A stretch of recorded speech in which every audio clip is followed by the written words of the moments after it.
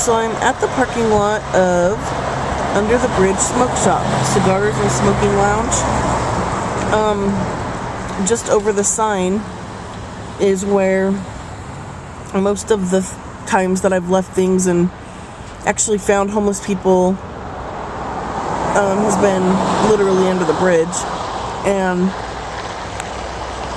that's kind of the closest thing that I can find to a city. Under the bridge is where everybody comes to get their pipes and all kinds of stuff, so I always try to pay attention to what's going on at that intersection. I was going to get outside and read the scriptures, but it's too windy and the traffic is too loud. So I'll pick up with this. As I've stated in my other videos, I printed 17 pages of scripture off, and I'm just going through them chronologically and explaining them as I go to the best of my ability as a messenger of God.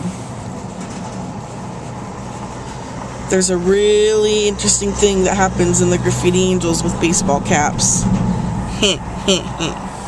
Alright. Isaiah 43:10, "You are my witnesses, declare the Lord, and my servants whom I have chosen, that you may know and believe me and understand that I am He. Before me, no God was formed, nor shall there be any after me." The thing you have to understand about the personality of God, and not a lot of people really pick up on this, but if you read the Ten Commandments, I think most ministers, pastors, deacons, bishops, friars, fathers, whatever you want to say, would agree that God is a jealous God. He doesn't, that's part of His nature. He doesn't want, people worshiping anyone else but Him.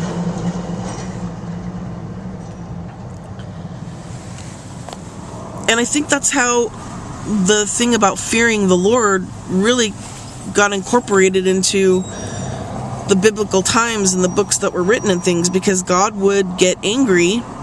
And what did He do? He mixed up people's languages so they couldn't understand each other.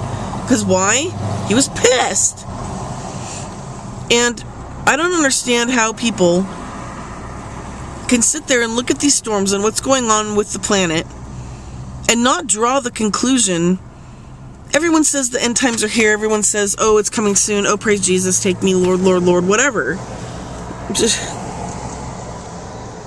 There's a lot more that's going to happen. Isaiah 42:8, "I am the Lord, that is my name." See, He wants you to say His name. "My glory I give to no other, nor my praise to carved idols." Carved idols. The Bible talks about worshiping idols, and what do they name a TV show? American freaking Idol? Are you kidding me? And I'm not being petty, like stupid, like, Angela, pull the stick out of your ass. It's just a name that they came up with. But you look around and it's everywhere. And what blows my mind, I'm talking blows my mind more than anything, is the advancements of technology. Because I'm telling you what,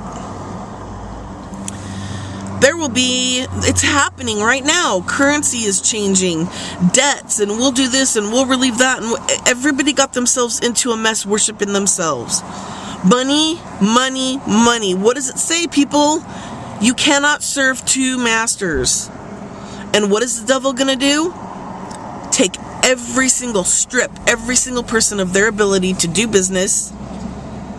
It'll just be that way. Business owners will have to turn people away. I'm sorry, I can't accept cash. I'm sorry, I can't accept your debit card. Oh, I'm sorry, for some reason your debit card's been declined. Oh, sorry, your retinal scan didn't match. It's gonna come to that. Like soon. That kind of crap's gonna happen soon.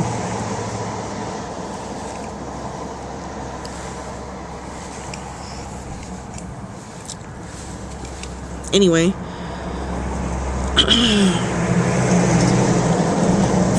1 Kings 18:39.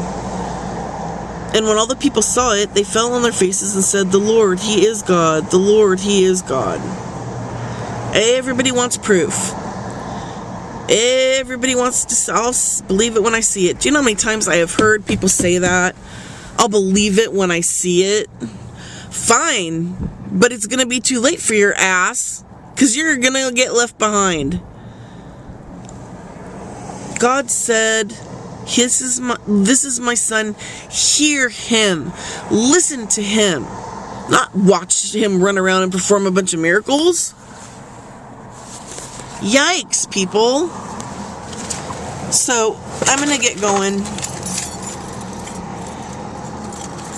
If you ever want to do some good out in Astoria, Oregon with the soup that I taught you guys how to make, in the other clips and all that jazz, or if you have questions, comments, concerns that you want to direct to me, please feel free to inbox me, but don't try to make a spectacle of my life.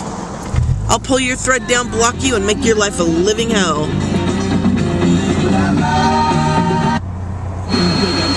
Alright. Wow. Bad reception area. Alright. Let's say that I probably, in the last documentary, filmed at Loomis Lake well over 100 times. They closed it in, I believe, November, so this is the gate. No one gets in or out with a car unless they walk. They're not going to get there. And so, Seven and Friends. This is one of the sacred places where I've spilled my blood into the lake. It was accidentally cut during a little trick I was showing my ex-boyfriend with knives. And then I scooped some dishes up and re-injured everything. And so I have in the palm of my hand right there, there is about that much of, I did some damage to it. So what I'm going to do is find a place to hang what I want to hang, and I think I'm going to put it on this tree here. Hang on here, guys. Bear with me. This is really hard to do with no cameraman. Okay, there we go. There you go. This is how to make the world a better place. I mean, what is wrong with you people? You talk about how you want peace and how you know God and how you know Jesus. You talk about stairways to heaven, knocking on heaven's door, the gates, narrow and wide, all those things in the Bible that Jesus is saying. You can't get through them unless you come through me, he said. Well, guess who's going to be standing there squawking like a bird? Saying, I don't think so, JC. That person hurt me. I don't think so, JC. That person did this and that to my son. I don't think so, JC. But for these few brief weeks, when it should be like this every single day, somehow, somewhere out there, some people,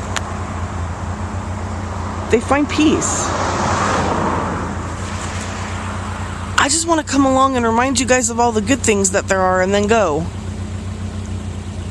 But I have been saddled with a responsibility that even Jesus himself never had. And if you're a true believer, then you can ask him and he'll tell you all about it. Alright, let's move on.